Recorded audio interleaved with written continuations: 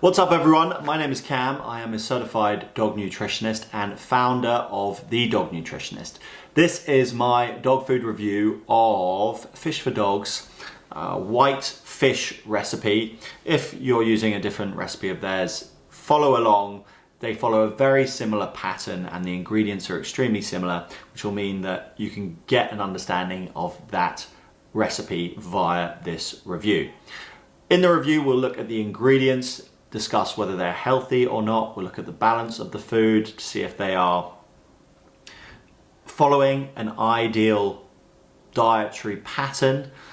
And we will also talk about what the healthiest diet is for a dog, so you can kind of weigh up the two and work out if this food is something that you want to be feeding your dog every single day. And finally, I will tell you how you can implement the healthiest possible diet for a cheap and affordable price. Information that we all want as dog owners. It really is useless if I'm telling you that the healthiest diet costs a fortune, and fortunately it does not. So please do watch the whole video. It will give you loads of information on how you can keep your dog as healthy as possible and alive longer, because that is really the simple truth about nutrition. The better we do it, the longer our dogs will live, and the less time they'll be in the vets and less money you'll spend in the vets. So without going on anymore, let's have a look at what's in their white fish recipe. 27% white fish, 23% potato, and then pea starch, salmon meal, 12%.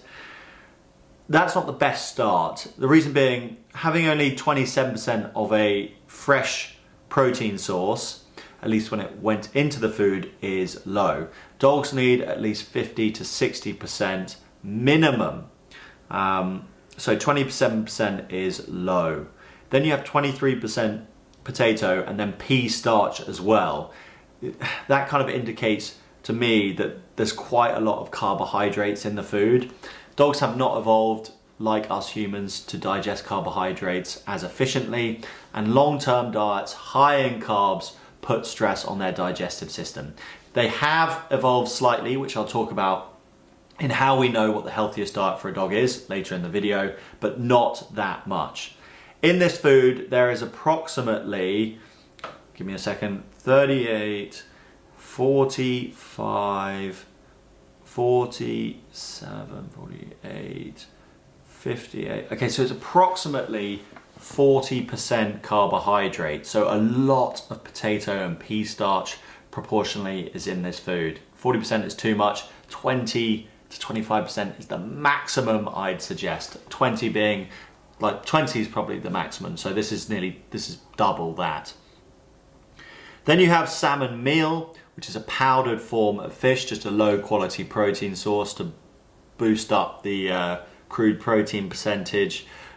Again, cooking something down into a powder dramatically reduces the nutritional value of that ingredient, and it's incomparable to a fresh piece of fish. You then have salmon oil at 8.6%. Salmon oil can be good quality, but it really depends on the source and how long it's been sat around for.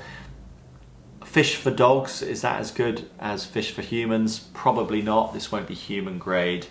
Otherwise it would really market it that way. Slightly worrying, there was a big study that came out on fish oils which found that a large proportion of them were rancid and toxic because they've just been left around too long, and they're, you keep a food source lying around for too long a period of time, it goes off, and that produces a load of nasties which then dogs start ingesting. It might be the case that this salmon oil isn't that bad, but who knows really.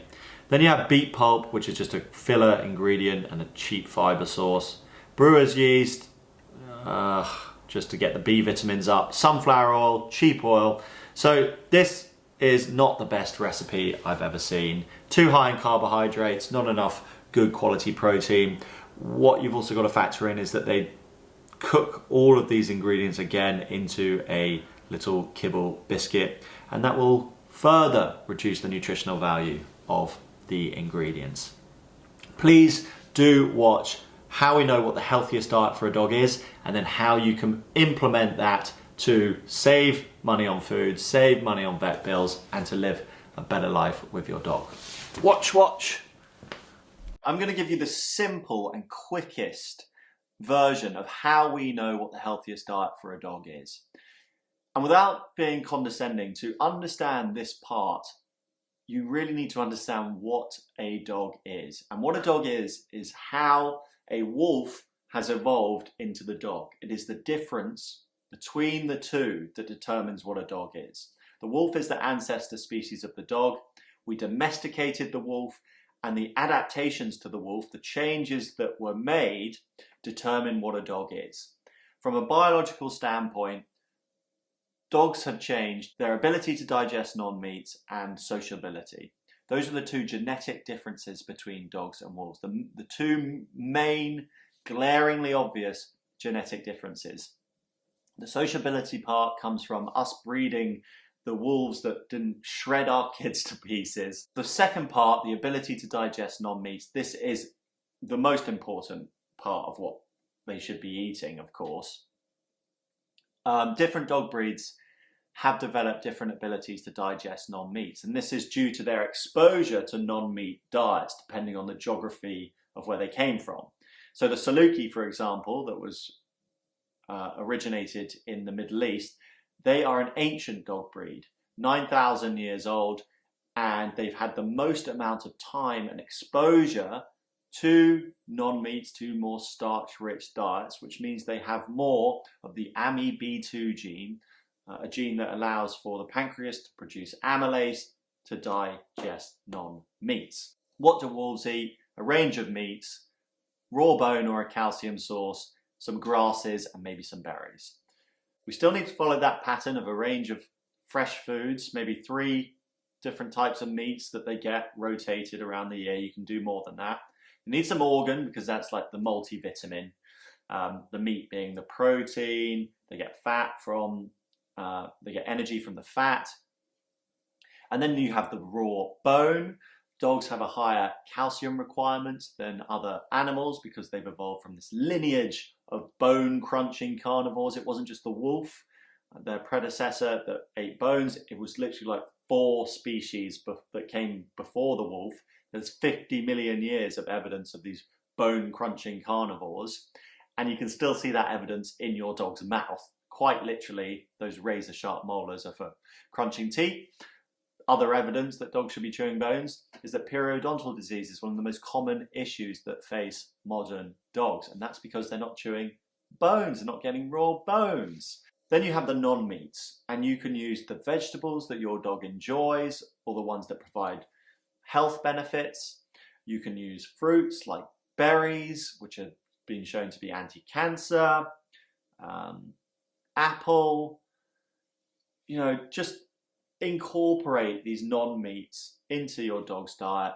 In terms of carbohydrates, I don't recommend you go over the 20% mark, and try to use squash and sweet potato, which are easiest on your dog's digestion. That really is how you piece together an understanding of your dog's digestion. It is the difference between the wolf and the dog, and the differences aren't that big. Then you look at your own dog, you incorporate ingredients that work for them into that model, and that's how you keep your dog super, super healthy. All of that stuff on balancing all these diets, the NRC, National Research Council, the AAFCO feeding requirements, the FED-IAF feeding requirements, it's all nonsense. It's all total bullshit designed to scare you off making food. Look at any animal that exists. They just get a range of different things, but they stick to a general balance. If you want to understand how to do that, or if you need recipes, get the Ultimate Doggy Handbook. I don't know why I call it that. Get the Ultimate Dog Food Handbook. And also I've got a free dog nutrition course here on YouTube that you can watch to learn more. All right, so that's how we know what the healthiest diet for a dog is. How can you do that at a cost-effective rate? Because meat prices are extortionate. Dogs need lots of meat. They need some variety. How can you do this when you wouldn't feed yourself a diet that high in meat, and you wouldn't spend that much money on your own diet. Well, you can source cheap meat online. I buy venison from a venison wholesaler. I buy the offcuts, which are the bit that the butcher, it's like, I found that butchers are pretty lazy. They're not like razor sharp with trimming the fat off of the deer, and they leave loads of meat on there. You buy the offcuts and you just separate the meat from the fat, and it only works out to be about £5 per kilogram. You have all this lovely wild reared venison meat for £5 a kilogram, and that is pretty much cheaper than any dog food you can get. Once you can source meat for around £10, less than £10 a kilogram, you can make a homemade meal for your dog cheaper than buying a pre-made meal. And those meals are made from fresh foods, ingredients your dog likes, so healthy, so natural, so healthy. It's going to keep them out of the vets, and it's going to save you money in those vet bills, and it's most importantly going to mean that you get to spend as long as possible with your dog. So we know what a healthy diet is. It is possible to do in a cost-effective manner if you do the research into meats, sourcing good quality cheap meats, and if you have the recipes which you can find in the Ultimate Dog Food Handbook. I hope you've enjoyed watching this video, and if you have, I've got loads more on my channel. Please do watch them and share them with your friends if you think that they need some dog nutrition advice, because everyone does. Everybody does.